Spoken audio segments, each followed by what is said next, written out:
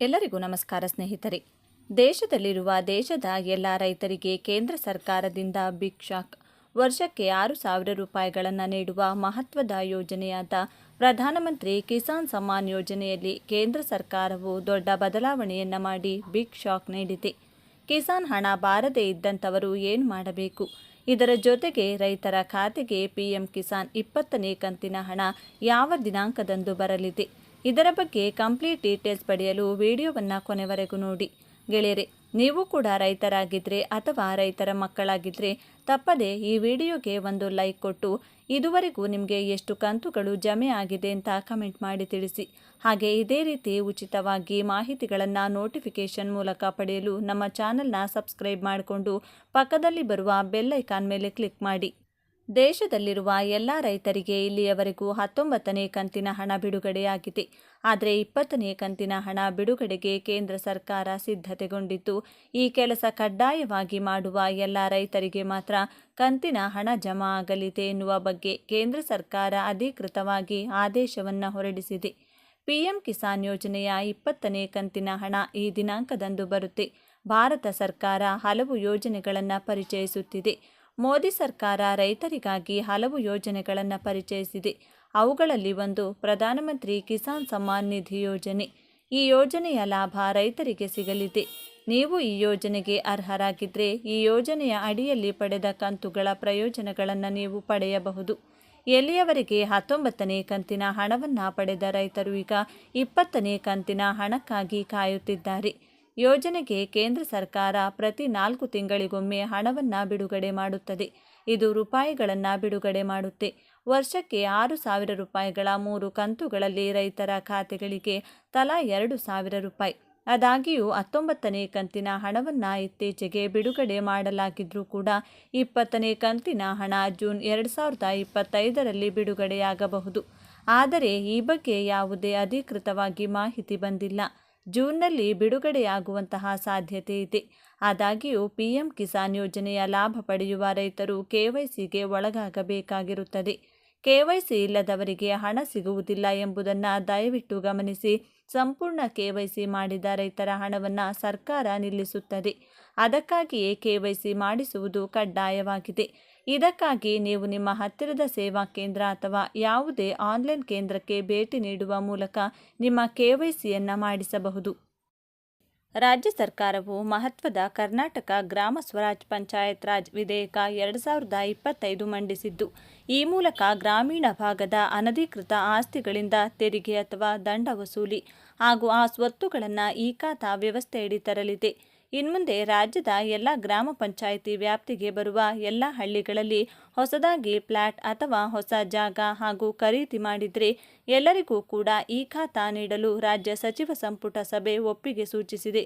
ಈ ಹೊಸ ನಿರ್ಧಾರದಿಂದಾಗಿ ಹಳ್ಳಿಗಳಲ್ಲಿರುವ ಮನೆ ಅಥವಾ ಫ್ಲ್ಯಾಟ್ ಅಥವಾ ಖಾಲಿ ಜಾಗಕ್ಕೆ ಇಡೀ ದೇಶದ ಯಾವ ಬ್ಯಾಂಕ್ನಿಂದಲೂ ಕೂಡ ಮನೆಗಾಗಿ ಸಾಲ ಸೌಲಭ್ಯ ಪಡೆದುಕೊಳ್ಳಬಹುದು. ಹಾಗೂ ನೀವು ಹೊಂದಿರುವ ಆಸ್ತಿಯನ್ನು ಶಾಶ್ವತ ಮಾಲೀಕತ್ವ ಹೊಂದುತ್ತೀರಿ.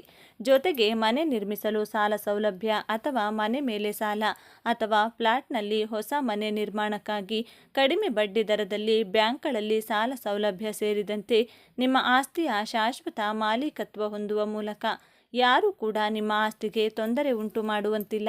ಸರಳವಾಗಿ ಹೇಳಬೇಕಾದ್ರೆ ಎನ್ಎ ಮಾಡಿಸಿ ನಗರಾಭಿವೃದ್ಧಿ ಪ್ರಾಧಿಕಾರದಿಂದ ಮಾನ್ಯತೆ ಪಡೆದಂತೆ ನಿಮ್ಮ ಆಸ್ತಿಯಾಗಲಿದೆ. ಅಂದರೆ ಗ್ರಾಮ ವ್ಯಾಪ್ತಿಗೆ ಸೇರಲಿವೆ. ಬನ್ನಿ ಈ ಬಗ್ಗೆ ಕಂಪ್ಲೀಟ್ ಆಗಿ ತಿಳಿದುಕೊಳ್ಳಲು ವಿಡಿಯೋವನ್ನು ಎಲ್ಲಿಯೂ ಕೂಡ ಸ್ಕಿಪ್ ಮಾಡದೆ ಕೊನೆವರೆಗೂ ನೋಡಿ. ಕರ್ನಾಟಕ ರಾಜ್ಯ ಸರ್ಕಾರ ಈ ರೀತಿ ಮಾಡಿರುವುದು ಇದು ಒಳ್ಳೆಯ ಕೆಲಸ ಎನ್ನುವ ನಿಮ್ಮ ಅಭಿಪ್ರಾಯವಾಗಿದ್ದರೆ ತಪ್ಪದೆ ವಿಡಿಯೋವನ್ನು ಈಗಲೇ ಲೈಕ್ ಮಾಡಿ. ನಗರಾಭಿವೃದ್ಧಿ ಹಾಗೂ ಪೌರಾಡಳಿತ ಇಲಾಖೆ ವ್ಯಾಪ್ತಿಯ ಆಸ್ತಿಗಳು ನಕ್ಷೆ ಮಂಜೂರಾತಿ ಪಡೆಯದೆ ಕಂದಾಯ ನಿವೇಶನ ಹಾಗೂ ಅಕ್ರಮವಾಗಿ ನಿರ್ಮಿಸಲಾದ ಕಟ್ಟಡಗಳನ್ನು ಈ ಖಾತಾ ಅಡಿ ತರಲಾಗಿದೆ. ಅದೇ ಮಾದರಿಯಲ್ಲಿ ಇದೀಗ ಗ್ರಾಮೀಣಾಭಿವೃದ್ಧಿ ಮತ್ತು ಪಂಚಾಯತ್ ರಾಜ್ ಇಲಾಖೆ ವ್ಯಾಪ್ತಿಯಲ್ಲಿನ ಆಸ್ತಿಗಳನ್ನು ಈ ಖಾತಾ ನೀಡಿ ತೆರಿಗೆ ವ್ಯಾಪ್ತಿಗೆ ತರುವುದಕ್ಕಾಗಿ ವಿಧೇಯಕದಲ್ಲಿ 199B ಮತ್ತು 199Cಗೆ ತಿದ್ದುಪಡಿ ತರಲಾಗಿದೆ.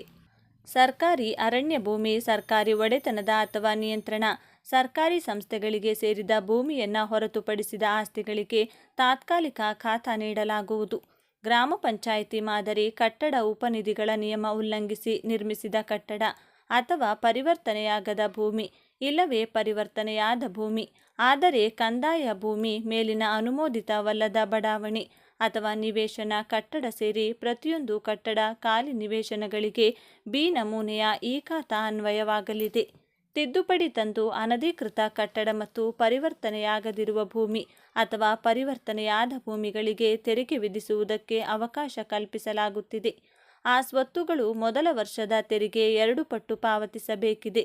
ನಂತರ ವಾರ್ಷಿಕ ತೆರಿಗೆಯನ್ನು ಪಾವತಿಸುವಂತೆ ಸೂಚಿಸಲಾಗುತ್ತಿದೆ. ಹಾಗೆಯೇ ಅಧಿಸೂಚನೆ ಪ್ರಕಟಣೆಗೊಂಡ 2 ವರ್ಷಗಳಲ್ಲಿ ಅನಧಿಕೃತ ಆಸ್ತಿಗಳನ್ನು ತೆರಿಗೆ ಪಾವತಿ ವ್ಯವಸ್ಥೆಯೊಳಗೆ ತರುವಂತಾಗಬೇಕು ಎಂದು ವಿಧೇಯಕದಲ್ಲಿ ಉಲ್ಲೇಖಿಸಲಾಗಿದೆ. ನೀವು ಕೂಡ ಗ್ರಾಮೀಣ ಪ್ರದೇಶಕ್ಕೆ ಅಥವಾ ಹಳ್ಳಿಗೆ ಅಂಟಿಕೊಂಡು ಅಕ್ಕಪಕ್ಕದಲ್ಲಿರುವ ಜಮೀನುಗಳಲ್ಲಿ ಹೊಸದಾಗಿ ಪ್ಲಾಟ್ ಹಾಕಿರುತ್ತಾರೆ.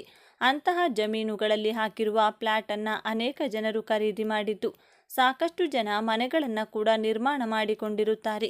ಅಂಥವರಿಗೆ ಮತ್ತು ಅಲ್ಲಿ ಖಾಲಿ ಜಾಗ ಅಥವಾ ಪ್ಲಾಟ್ ಖರೀದಿ ಮಾಡಿದವರಿಗೆ ಇನ್ಮುಂದೆ ಈ ಖಾತಾ ವಿತರಿಸಲು ಆಯಾ ಗ್ರಾಮಕ್ಕೆ ಒಳಪಟ್ಟಿರುವ ಗ್ರಾಮ ಪಂಚಾಯಿತಿಯಲ್ಲಿ ಈ ಖಾತಾ ನೋಂದಣಿ ಮಾಡಿಕೊಳ್ಳಲಿದ್ದಾರೆ.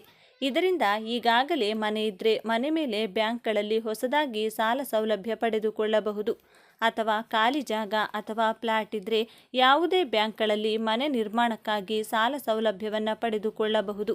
ರಾಜ್ಯ ಸಚಿವ ಸಂಪುಟ ಸಭೆಯು ಈಗಾಗಲೇ ಒಪ್ಪಿಗೆಯನ್ನು ಸೂಚಿಸಲಾಗಿದ್ದು ನಿಮ್ಮ ಗ್ರಾಮವು ಅಥವಾ ನಿಮ್ಮ ನಗರ ಪ್ರದೇಶವು ಅಂದರೆ ಪಟ್ಟಣದವರಾಗಿದ್ದರೆ ಅಂದರೆ ನಗರ ಪ್ರದೇಶಕ್ಕೆ ಸೇರಿದವರಾಗಿದ್ದರೆ ನಿಮ್ಮ ಮಹಾನಗರ ಪಾಲಿಕೆ ಅಥವಾ ಪುರಸಭೆಗಳಿಗೆ ಭೇಟಿ ನೀಡಿ ನಿಮ್ಮ ಅನಧಿಕೃತವಾಗಿರುವ ನಿಮ್ಮ ಜಾಗ ಅಥವಾ ಪ್ಲಾಟನ್ನು ಈ ಖಾತಾ ವ್ಯಾಪ್ತಿಗೆ ಸೇರ್ಪಡೆ ಮಾಡಿ ಬಿ ಖಾತಾವನ್ನು ಮಾಡಿಸಿಕೊಳ್ಳಿ.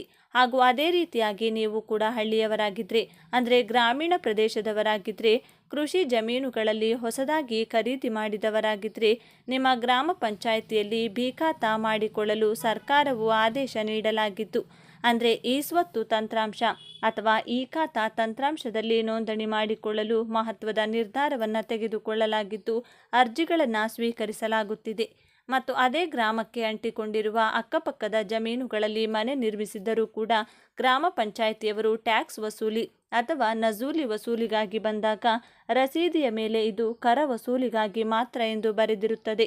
ಅಂದರೆ ಶಾಶ್ವತವಾಗಿ ಆಸ್ತಿಯ ಹಕ್ಕನ್ನು ನಿಮಗೆ ನೀಡಿರುವುದಿಲ್ಲ ಎಂದು ರಸೀದಿಯ ಮೇಲಿರುತ್ತದೆ. ಇಂಥದ್ದನ್ನೆಲ್ಲ ತಪ್ಪಿಸಿ ಶಾಶ್ವತ ಆಸ್ತಿಯ ಹಕ್ಕನ್ನು ನಿಮಗೆ ದೊರೆಯುವಂತಾಗಲು ಈ ಖಾತಾದಲ್ಲಿ ನೋಂದಾಯಿಸಿಕೊಳ್ಳಲು ಸರ್ಕಾರವು ಸುವರ್ಣ ಅವಕಾಶ ನೀಡಲಾಗಿದೆ. ಈಗಲೇ ನೀವು ಕೂಡ ಹಳ್ಳಿಯಲ್ಲಿ ಪ್ಲಾಟ್ ಅಥವಾ ಮನೆ ಇದ್ದರೆ ಈ ಖಾತಾ ಮಾಡಿಸಿ ಪ್ರಾಪರ್ಟಿ ಐಡಿಯನ್ನು ಪಡೆದುಕೊಂಡು ಬಿ ಖಾತಾ ಪಡೆಯಿರಿ. ಗ್ರಾಮೀಣ ಪ್ರದೇಶದಲ್ಲಿ 96 ಲಕ್ಷ ಅನಧಿಕೃತ ಆಸ್ತಿಗಳಿವೆ ಎಂದು ಹೇಳಲಾಗಿದ್ದು ಗ್ರಾಮ ಪಂಚಾಯಿತಿಗಳು ಅಗತ್ಯ ಸೌಲಭ್ಯ ಕಲ್ಪಿಸಿದ್ದರೂ ಈ ಸ್ವತ್ತು ಗುರುತಿನ ಸಂಖ್ಯೆ ಅಥವಾ ಬಿ ಖಾತಾ ಇಲ್ಲದ ಕಾರಣ ತೆರಿಗೆ ವಸೂಲಿ ಮಾಡಲು ಸಮಸ್ಯೆಯಾಗಿತ್ತು. ಆಸ್ತಿಗಳನ್ನು ಹೊಂದಿದ ಮಾಲೀಕರಿಗೆ ವಹಿವಾಟು ಬ್ಯಾಂಕ್ ಸಾಲ ಪಡೆಯಲು ತೊಂದರೆಯಾಗಿತ್ತು. ಈ ಖಾತಾ ನೀಡುವುದರಿಂದ ಈ ಸಮಸ್ಯೆ ಬಗೆಹರಿಯಲಿದೆ ಎಂದು ಹೇಳಲಾಗಿದೆ.